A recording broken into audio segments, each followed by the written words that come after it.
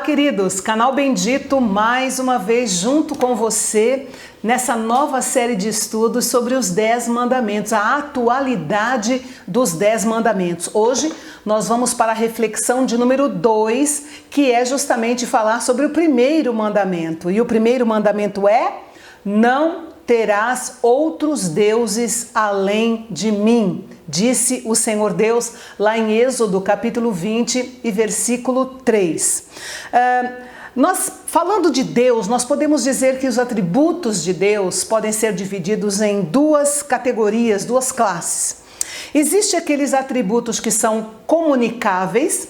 Os atributos que são comunicáveis são aqueles aonde nós encontramos, estão em Deus, são atributos de Deus, e nós podemos encontrar em nós os resquícios desses atributos, porque eles são comunicáveis com o ser humano. Então, coisas como amor, misericórdia, bondade, são atributos de Deus comunicáveis com o ser humano formado à imagem e semelhança de Deus, né? Então, nós podemos, ainda que de um jeitinho remoto, nós podemos encontrar isso no ser humano. São os atributos comunicáveis de Deus. E tem também os atributos incomunicáveis. Os atributos incomunicáveis são aqueles que só Deus tem.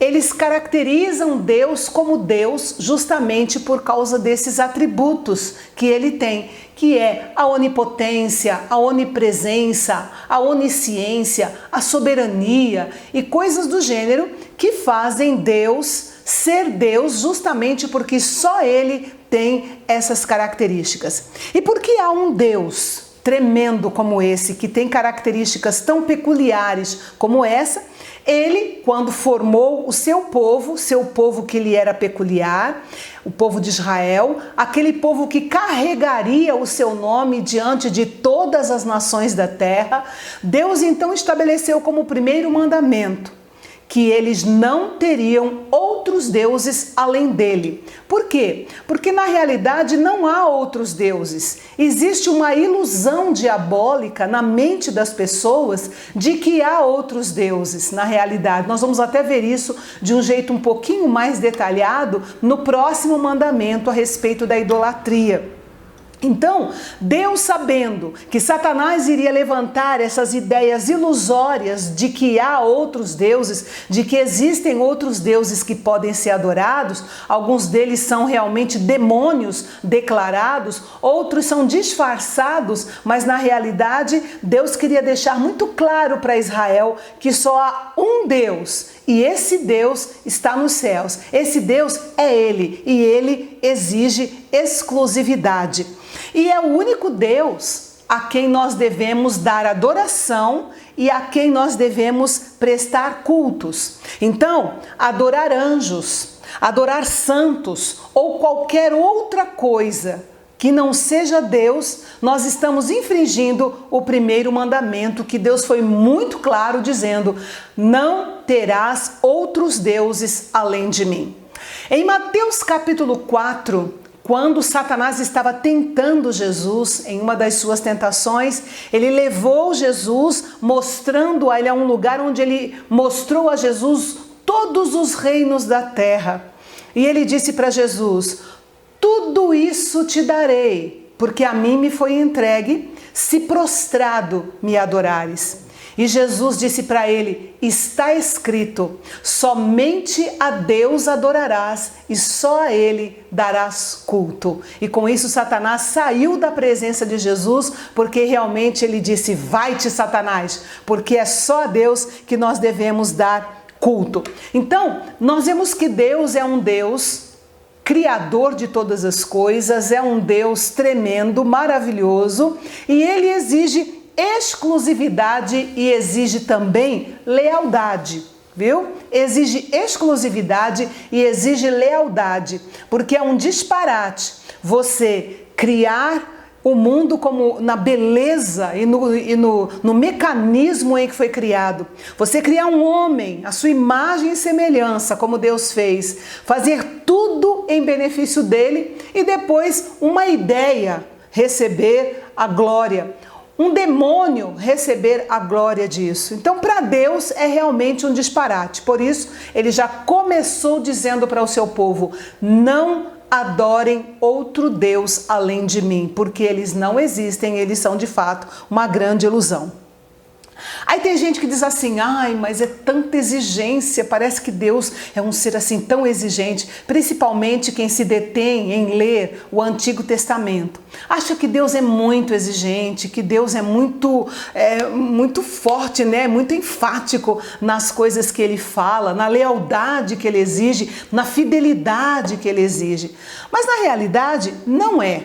Se nós formos ver outros contextos, por exemplo, quando você vai a um casamento e aí você vê os votos, né? Você ouve os votos matrimoniais, quando o marido fala para a esposa fala para o marido: eu vou ser fiel a ti, na doença, na saúde, na alegria, na tristeza, na riqueza, na pobreza, eu vou estar com você até que a morte nos separe.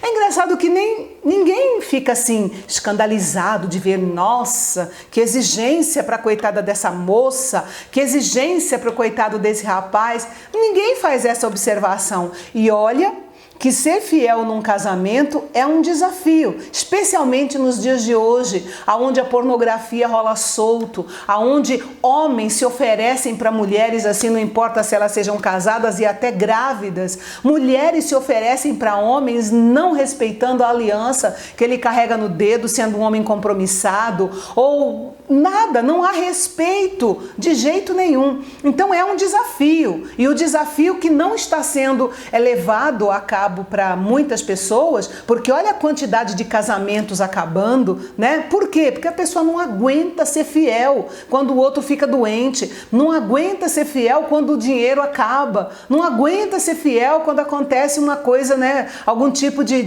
dificuldade. A pessoa não aguenta e ela diz: quer saber, o importante é eu ser feliz, eu não aguento mais esse casamento, eu vou tentar ser feliz do meu jeito. E nós estamos vendo os resultados disso. E ninguém questiona quando vê um ato desse num casamento. Serei fiel ainda que, né? É tudo uma balela muitas vezes. É muito da boca para fora, mas ninguém questiona. Mas quando se trata de Deus, né, querer fazer uma aliança com o homem, uma aliança de fidelidade, uma aliança de lealdade, porque ele merece.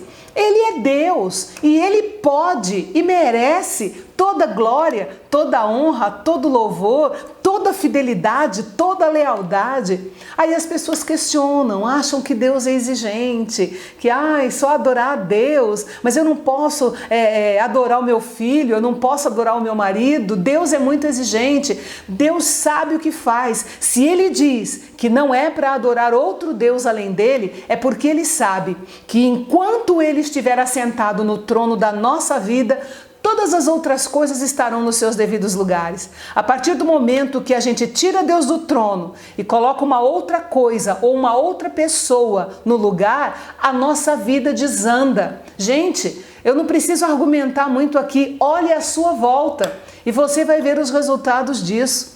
Então, o que Deus quer na realidade é uma aliança direta com o homem, é que o homem o adore, é que o homem seja fiel a ele, para que ele manifeste toda a sua graça, toda a sua misericórdia, toda a sua fidelidade e derrame todas as suas bênçãos sobre a vida daquele que é fiel.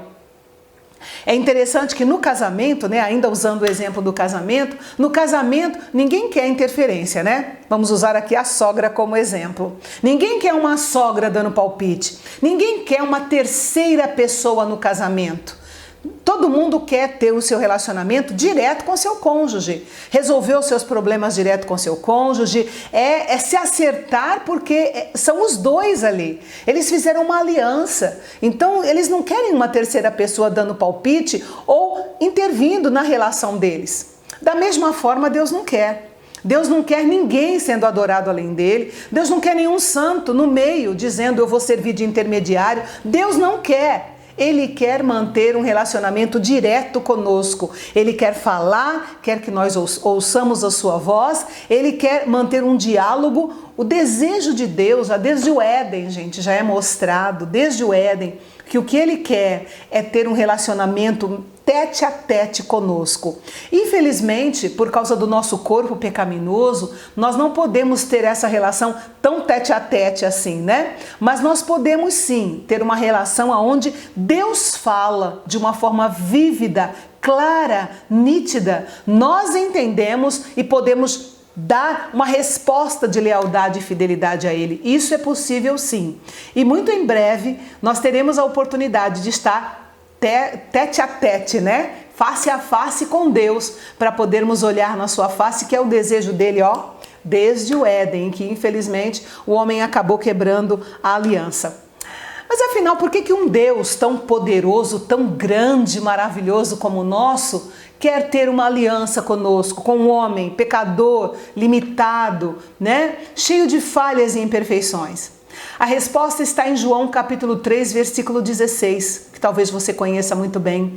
Porque Deus amou o mundo de uma tal maneira inexplicável que deu o seu Filho unigênito para que todo aquele que nele crer não pereça, mas tenha a vida eterna. O que Deus quer, na realidade, é restaurar a aliança que foi quebrada lá no Éden com o homem. E essa restauração dessa quebra de aliança vem através da pessoa de Jesus, que morreu na cruz, derramou seu sangue inocente para que nós pudéssemos ser restaurados nessa comunhão com Deus, para que a barreira que foi criada por causa do pecado entre nós e Deus fosse quebrada, fosse simplesmente acabada e nós pudéssemos, através do sangue de Cristo, ter acesso a Deus outra vez. E se nós aceitamos esse desafio dos 10 mandamentos, o primeiro deles só que nós estamos vendo hoje, de amar a Deus sobre todas as coisas, de não ter e não adorar outros deuses ou outro Deus, além do Deus verdadeiro, que é o nosso Deus, nós estamos reatando essa aliança. E se nós formos fiéis a essa aliança, Deus já mostrou que Ele é fiel, quando Ele deu Jesus para morrer no nosso lugar. A parte dele já foi feita. A nossa parte agora é guardar fidelidade e lealdade a Ele. E lembre-se, Deus quer exclusividade, Deus quer lealdade.